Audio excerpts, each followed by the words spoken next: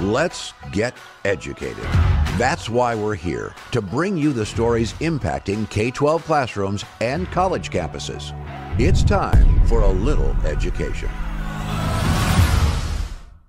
Hello, everyone. I am Katie Petrick, joined by Dr. Jake Jacobs. Woohoo, Jake. How's it going? Pretty good, Katie. Not too bad. All right. Well, it is Monday right now as we speak, which means it's live time for the episode of Educated, and we are live on Rumble.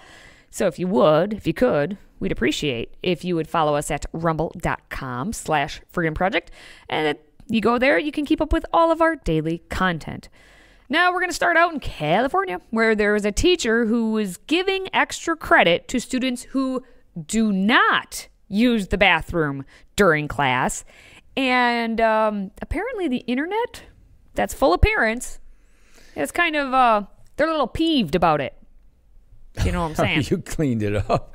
Yeah, Katie, a California math teacher's tinkle break policy doesn't add up. See what I did there? I see what you did there. And has been accused of cruelty after awarding bonus points to students who don't take a bathroom break during class. So an upset parent, a peeved parent, who goes by Mamacita, leaked the bathroom rule in a post that has clocked up over 16 million views on formerly known Twitter, now known as X. Wow. So Mamacita fumed, "My daughter's math teacher has a rule that they only get one bathroom pass per week, and if they don't use it, they get academic extra credit. I'm livid. My daughter is mad. I want to email the teacher and CC the principal. Am I wrong here?"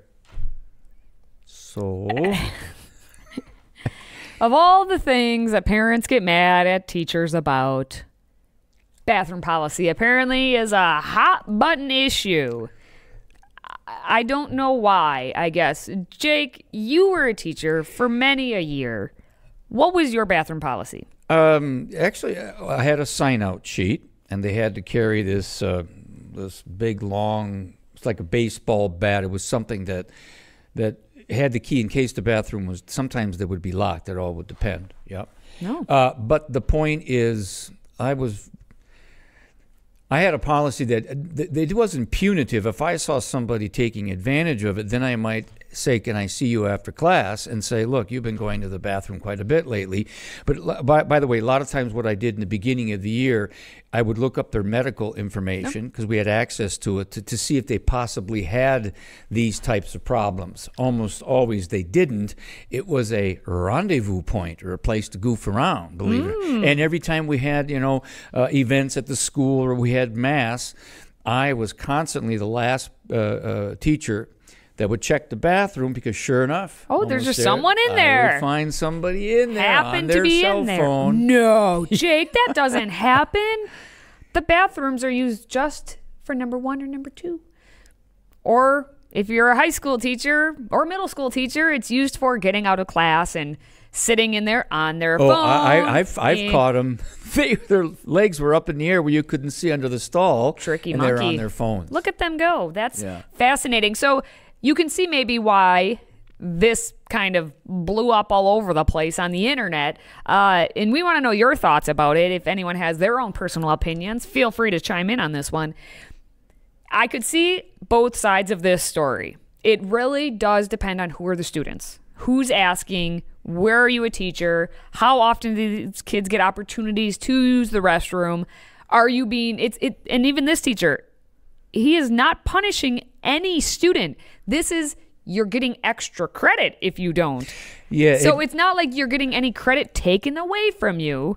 It's just bonus for you if you can not have to go use the bathroom. I was trying to recollect some of the policies because I taught at a public school for many, many years and a private school for 9 years of what my colleagues had. And there was a Spanish teacher. He was incredibly strict about that. And he had a point system that was too convoluted for me to understand. In fact, it was a math teacher at the public school, too. He had a system that was very, because he could see that these kids were taking advantage of using the bathroom. Hey, Lee Klotz, if I'm pronouncing your name right. Lee Klotz, what do you think? Let's get some, what your viewpoints are on this. Yeah, and it's My perspective is at our school, they have 5 minutes in between class and we have a single hallway. They have time to use the restroom. That being said, if someone asks right at the beginning of class before I have gotten started, I'm like, all right, hurry up. Be back here. And the key is to tell them when to be back. Be back here in 3 minutes. Right. Like if you're just like, don't pay attention, then all of a sudden you lose track and they could be gone for like 8 minutes doing who knows what. But I try to make it a thing where it's like, hey, yeah, hurry up though. You're going to miss class. Like put the onus on them. And maybe at the beginning of the school year, they try and test it a little more. Oh, see what, her policy is going to be and how we're going to do this. Yes. And then you can just kind of like hunker down on it. Part of my problem was once I got going into whatever the lesson plan was for the day, that was maybe the weakness within my classroom management is I didn't necessarily remember that so-and-so had taken off. And then that's what, all of a sudden I might have one of my students going, hey, Doc, you forgot about Susie. She's been gone for like a half an hour. You got some tattletales in your class. Look at that. Interesting. Yeah, of course. Well, and so like school, this is not just isolated, obviously, in California. It's everywhere. Like, how do you handle... It's not even the little kids. The little kids get lost. They're not on their cell phones. They just get lost on their way to the bathroom or back or whatever.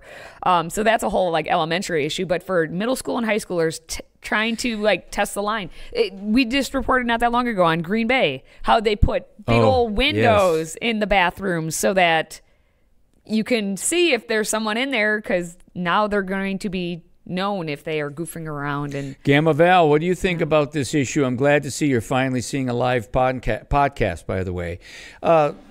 So when it comes to this issue, wouldn't you think that with the younger kids, you want to be more aware of potential bathroom problems that are legitimate versus, abusing the system, and there are right? there are students who have legitimate issues. Elementary does a much better job of They use the restroom all the time. And they have breaks a lot. They have a lot of breaks. Yes. And so it's the middle school and high school and the ones who maybe want to be on their cell phones. But then again, we don't so much have that because cell phones have to be in lockers anyway. So we kind of escaped that at my school.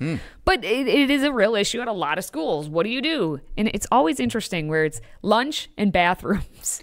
Those are where you have a lot of your issues, and that can come into like behavioral issues into the classroom then because of it. Yeah, no, and classroom management is people, sometimes you talk about, being a curriculum expert and having a passion for your topic, but at this grade level, at this level of education, classroom management is very important to have success with what you're trying to teach. Yeah, do you know how much expertise I was given while in teacher school, as I call it? Yeah, not a whole lot. Instead, they focused on all of the things that no one really cared about. But all the crazy woke stuff. How teaching is a profession and we're professionals and focus on that. It's like, no, I want to know what do I do in the situation when I have this kid who won't sit down and behave and is, what do I do? And we get we'll see. Just deal with it. Yeah. Yeah, that's unfortunate. Great, really is. Great. It's so reassuring. So everyone has opinions on this. Again, this was on the internet and it got millions and millions of views. So hey, let us know again what your thoughts are. Gamma Val. Look, she says here it depends on the age. Gamma Val. Is it Gamma Val? I would assume. I think so. Yeah, I have seen all of the ages. The older the kids are, they need to understand time management. Touche. I agree. This is true. All right. Well, we're gonna move on to something a little bit more disturbing. Gross, if you will. Gross is the way I summarize this next story. It's yet another female teacher who is abusing a young student. This time, the sexual misconduct is alleged against Madison Bergman, a 24-year-old, now former teacher at Rivercrest Elementary in Hudson, Wisconsin. So she was accused last spring of engaging in an inappropriate relationship with a 5th grade student. 24-year-old with an 11-year-old. Ay, ay, ay. And now she's gone to court. So, gross. Let's check out the story. 24-year-old Madison Bergman facing a judge for the first time Monday since being arrested and charged 5 months ago for having an alleged relationship with a student. Bergman was a 5th grade teacher at Rivercrest Elementary in Hudson when the district attorney says the principal contacted school resource officer Tracy Hall with information about the suspected inappropriate contact.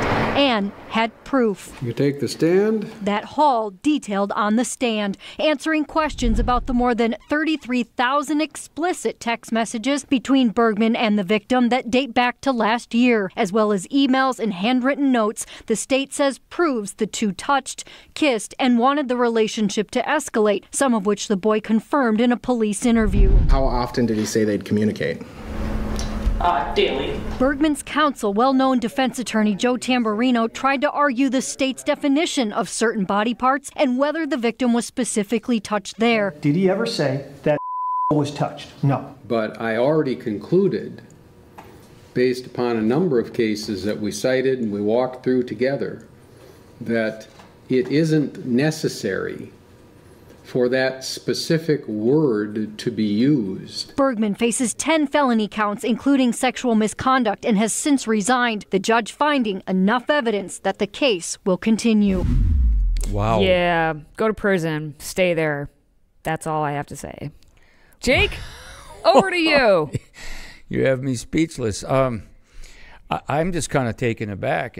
She's a 24-year-old adult. Wasn't she very close to getting married? 3 months away from being married. I just, it doesn't register in my head. Why any kid, but 11-year-old kid and 33,000 texts? Who has that kind of time? Well, wasn't apparently, she teaching? Apparently not. And some of the information that was given in even the story is just, it's gross. It's just gross. Now, this whole thing, as you kind of heard, was discovered because the alleged, which it is, illicit relationship came to light when the boy's parents saw the eyebrow-raising text messages from Bergman to their son. I'm going to stop right there. And yep, come at me with this. Why does an 11-year-old have a cell phone? Fair enough. Yep. Maybe he was 10 at the time, honestly. 10-year-old. Why? Text reportedly mentioned the teacher and the student kissing, touching, and making out, and the boy's father went to the school immediately, and then you saw how law enforcement got involved. And then I know that this is the attorney's job, but you heard how he's one of the best defense attorneys there, and he's trying to argue the state's definition of a this or that. Right. And it's got to make you wonder, like, do you really want to put much effort into defending?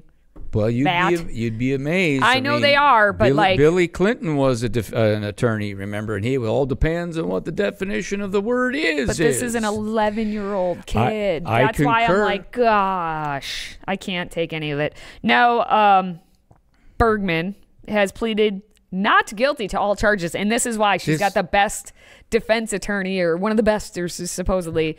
Like, he's trying to defend and define. Go temporary insanity, or no? Yep. Just he's trying to get her out of it because it's the state's definition of the term and all that.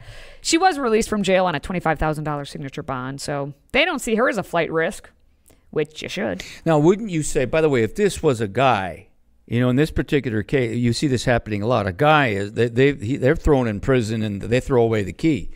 A lot of ladies have been doing this. You see this in American society, and there seems to be many cases slap on the wrist for them. Yeah, it's ridiculous how all these female teachers with the young teenage boys, or apparently in this case, an 11-year-old, they get maybe 6 months in jail or a year in jail, 3 years. Like, it's not 15 years, 20, and sometimes they don't even have to register as a sex offender. Like, it depends on how they negotiate out their deal or their pleas or whatever. It's Look, I know I don't mean to sound holier than thou, but she needs our prayers. This young lady needs prayers. There's no doubt about it. This young boy needs prayers in this situation. He's going to be traumatized. No doubt about it. Absolutely. Yeah. All right. Well, we do have much more to talk about today on Educated. So stay with us.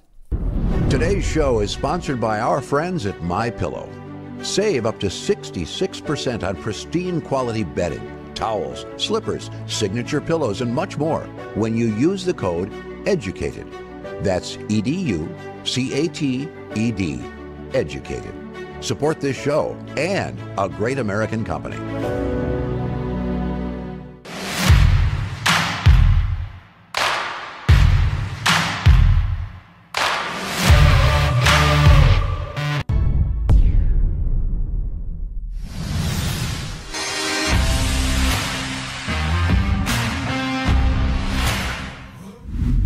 So what is the magic number? Jake, do you know what the magic number is? No? No. All right, well, the Centers for Disease Control and Prevention, our favorite CDC, has revealed a first-of-its-kind study recently showing that roughly 3.3% of high school students said that they were transgender back in 2023. That's the magic number. 3.3%. 3.3. So surveyors from the CDC collected data from 20,103 students from public and private schools for the 2023 Youth Risk Behavior Survey. Oh, that survey. They found that transgender teenagers are more likely to report bullying. Well, yeah. 40.1% of transgender respondents said they were bullied at school compared to just female students at a 20.3% and males at a 14.8%. So you're looking at 20,000 students, 3.3% of them are saying they're transgender, and then 40% of that 3.3% are saying they're bullied. So how many are we looking at overall? Not a lot. But yet, the entire academic school system way of life must bow down in every manner. So you're looking at 3%, and they're saying that 1 in 4 of these transgender students say that they've experienced violence at school. 1 in 4 have missed school for safety concerns, and 7 of the 10 of them, 70% of them, feel sad or hopeless. How about we address those mental issues with said student? You mean like gender dysphoria? I wasn't supposed to say that. I apologize. If we can't address the root of an individual's issues and just blanket and make everyone, the other 97% of the population, bow down to whatever that 3% of those students who have mental health issues, we cannot continue functioning as a society. It's certainly not our educational system. And this, to me, just reiterates the social contagion that's been happening in this nation, especially exponentially in the last, 5 to 7 years. If you'd have done this study 20 years ago, I'll bet you it would have been 0.07 or something. You do this study, what are you, 2024? Yeah. 5 years ago. 5 years ago. There you go. We know without a shadow of doubt that when 2020 hit and COVID locked everyone down, people were stuck inside, and they went inside their minds, and especially the teenage girls. They got lost in that world of social contagion media, the right? Internet, the dark web, all of the darkness that comes out of the internet. The teenage girls especially suffered from it because everything became a comparison of how they don't know who they are, and it became whatever the internet told them that's who they are, or they're not good enough to be whatever the internet told them. So if they're having problems like going through puberty and things related, then all of a sudden somebody comes along and says, hey, maybe you're a boy trapped in a girl's body. It's time to take a hormone. It's time maybe to have genitalia mutilation. And let's celebrate that because now you're part of this cool new group, and we can celebrate you, and we can just cheer you on and everything you are. And I want to celebrate and honor you. My parents you're don't beautiful. understand Oh me. yeah, mine either. Oh my gosh, we could still be best friends. And it's adults who are doing that to them. Those ones who are reading stories to the little kids at the libraries. But I digress. And then you can see in this, this is the Youth Risk Behavior Survey is coming from the students. So the students are self-reporting this. So you have to take that into account too. Do they think it's cool that they're putting that they're transgender when they're really not?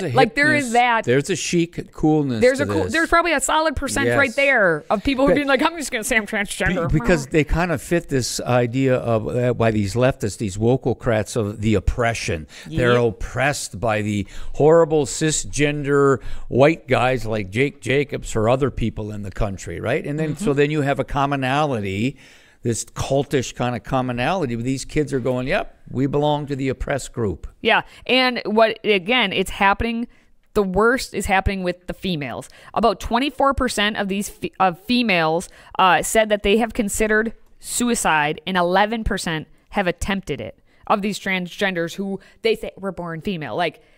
Once you get them down that spiral, then you have out of that group of the females, more than 1 in 10 of them trying suicide, trying to end their life All because of what? How many of them were part of this whole social contagion, and how many of them truly do have something that is not working right in their mental capacity, right? I want to read you this quote, and I want to get your perspective, because we have Kathleen Ethier, who's the CDC Adolescent and School Health Division's director, who told the New York Times, because if you want to get quoted in the New York Times, got to say these things. Remember, it's 3.3%.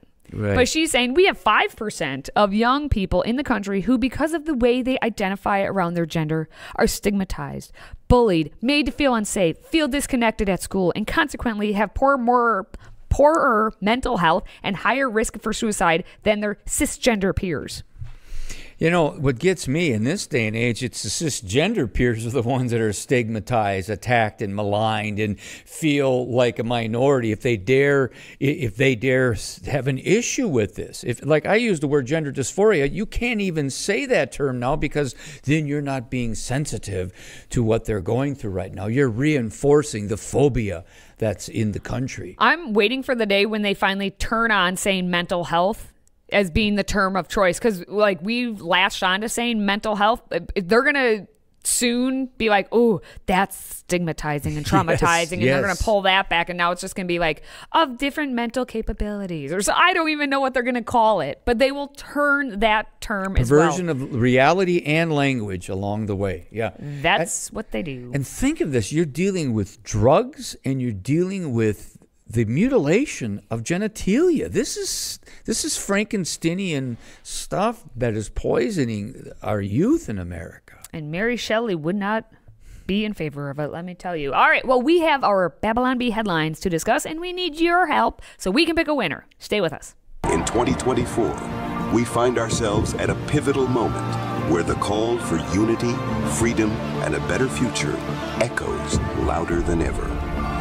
Introducing Patriot Mobile, the wireless carrier that stands with you. We are committed to supporting the values that make our nation great. With affordable plans and reliable nationwide coverage, Patriot Mobile is not just a wireless service. It's a call to action for those who believe in the American dream. Get free activation now with promo code EDUCATED.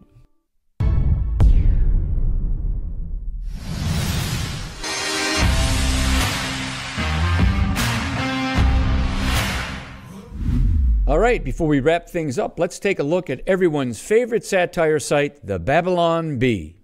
Here are this week's top 5 Babylon Bee headlines. Well, but now we've picked our favorite headlines, and now we ask you to help us decide which one should be named Queen of the Hive. We start with number 1. What a jerk. Kamala wants to help with hurricane relief, but DeSantis refuses to tell her where Florida is. Number 2, experts say Kamala can still win if she doesn't appear in public again between now and Election Day. You got a chance. Number 3, Democrats perplexed why candidate nobody ever voted for is slipping in the polls. Number 4, CBS reveals they interviewed Kamala for 721 hours in order to compile 60 minutes of usable footage. And finally, number 5, Howard Stern under fire from exploiting mentally challenged guests for cheap laughs. Oh, zingers, Babylon Bee. And for those of you who are listening, not watching, the image there for the Howard Stern stuff was Kamala Harris. So that's all right. Mentally challenged. For all of our friends watching, which one did you like best? Katie, let's start with you. I'm going to go with number 4. I think number 4 just sums it up. I mean, we're still looking to find enough usable footage for 60 minutes. I think, it's not 60 whole minutes there. There's commercial breaks in the show, 60 minutes. And so it's like 45 minutes, and they have to tape 721 hours in order to still find. They sliced and diced and chopped it up to make her have a semblance of decency or, being a commander-in-chief or a supporter of Israel. I mean, she did a horrible job. The guy interviewing her even had outfit changes because he was there for so many days in a row trying to... No, I was kidding. that didn't happen, but that would have been hilarious if all of a sudden he's wearing like a different suit or something. Like, wait a minute, is this a different day? What happened here? I don't know. All right, Jake, what are you thinking? I like this. Experts say, what do we got? Experts say Kamala can still win if she doesn't appear in public again between now and Election Day. And, you know, what's funny is you weren't hearing from her, crickets, and now she's going on this media blitz, and it's imploding, destroying her. Imploding with when Saturday Night Live attacks you. Or attacks Democrats. Like it's so much fun. We have Greg who wanted number 4. I mean, that's what I said. So thank you, Greg. You're on my side. Gamma Vale said, I'm voting for 3, although 4 is a close second. So number 3, also good. I mean, Democrats are perplexed why the candidate nobody ever voted for is slipping in the polls. And again, it's Kamalama Ding Dong right there in the image. Well, Greg and Gamma, you guys are number 1 to us. I'm glad you rumbled with us today. All right. Well, Jake, do you think we can wrap up Babylon B for today? Well, that's going to wrap up our top headlines of the week. Katie bailed me out there. Boom. More satire next time. All right. And if you do enjoy our content, please follow us, if you could, on rumble.com/Freedom Project. Now, for Jake and myself, thank you for watching. Thank you for listening. And thank you for supporting what we do. Until next time, stay educated.